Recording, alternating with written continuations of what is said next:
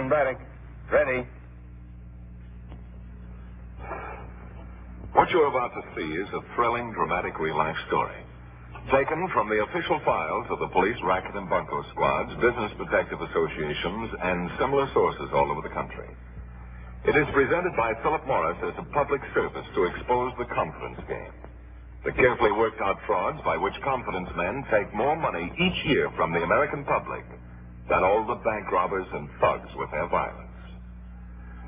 Would you believe that some of us are still buying such time-worn commodities as the Brooklyn Bridge, Niagara Falls, a device to make high-test ethyl gasoline out of ordinary rainwater, and the latest, stock shares in the gold at Fort Knox? Well, you can believe it. As this gentleman, an authority, will tell you, it happens all the time. Commodore Stitch, when did you last sell the Brooklyn Bridge? It was a Golden Gate Bridge. It wasn't too long ago. And where did you spend the following summers, Commodore? I believe it was at a day resort called San Quentin, but the rates were too high. And in all your deals, Commodore, how much money did you take in? Oh, I never kept track. The newspapers say it was in excess of $5 million. $5 million. But you know, some of the switches put over in a dollar wouldn't have fooled a 7-year-old child. Personally, I never tried to cheat an honest man. You mean the person who attempts to get something for nothing, a lot for a little, is more vulnerable? I think that explains it very well. And your one more dream man was such a person? A perfect example. Oh, my fried pigeon. Do you know of anyone who would believe the story? The story just mentioned by our visitor would make an ingenious premise for a musical farce. But as a scene out of everyday life, you may find it extremely difficult to believe. But it did happen. To our friend the Commodore and to a money-hoarding millionaire whom we shall call Mr. Titus Mealy. It began at a time when Commodore Stitch was traveling the Oregon Short Line. Con lingo, this means during a period when the Commodore was financially frustrated. That's my magazine.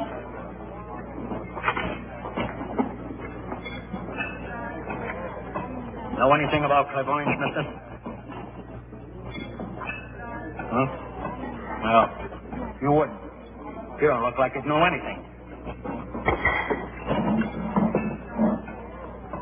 Cannibal.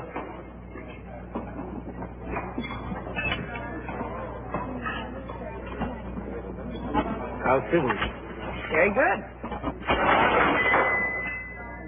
Serving some of the gluttony around here, I don't see how you can manage to stay in business serving all the food you can get for 50 cents. I've wondered about it myself. It's like feeding time at the zoo. All we need is a few growls.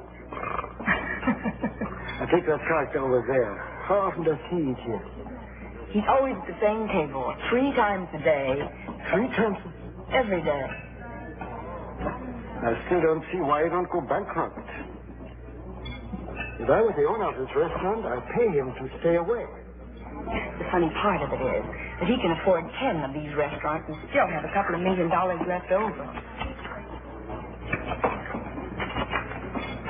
Titus Mealy, eccentric multimillionaire. Today told the Times Herald reporter that he was merely following the advice of his psychic consultancy. I give up. As of this moment, Titus Mealy was a gone goose. The Commodore quickly organized his team and was now ready to proceed with the carefully rehearsed steps necessary in the fleecing of a mark, or sucker.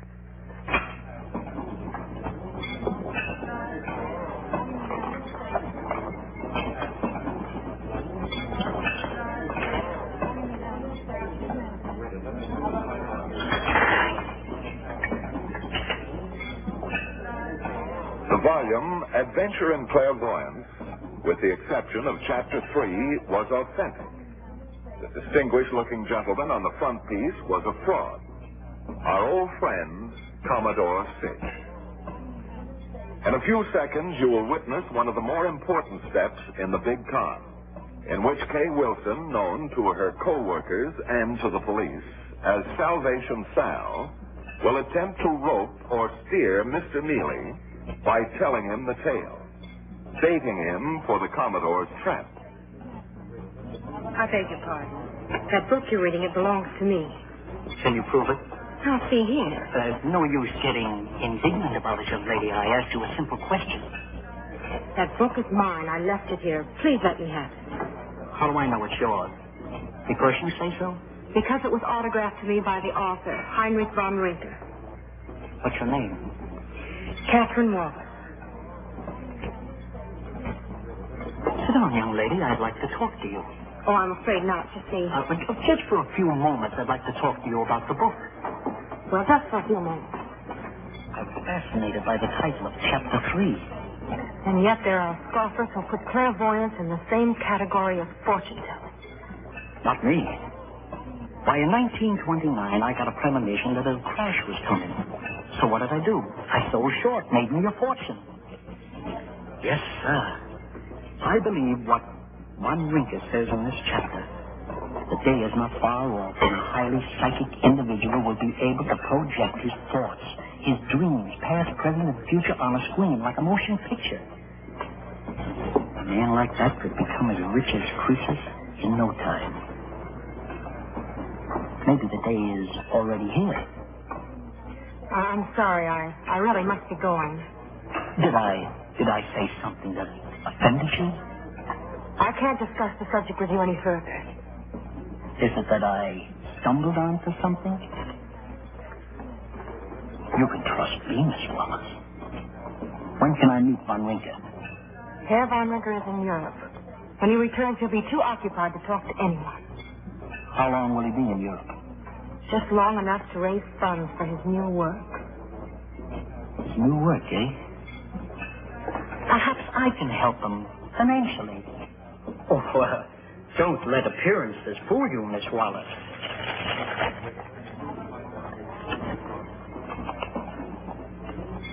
The meekness of the mighty.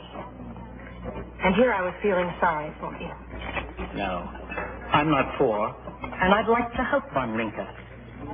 He won't accept financial aid from you or any other individual, Mr. Mealy. Suppose he doesn't get any help in Europe. What then? It would just delay his work that much longer. He's no longer young. Then we've got to help him in spite of himself. But how?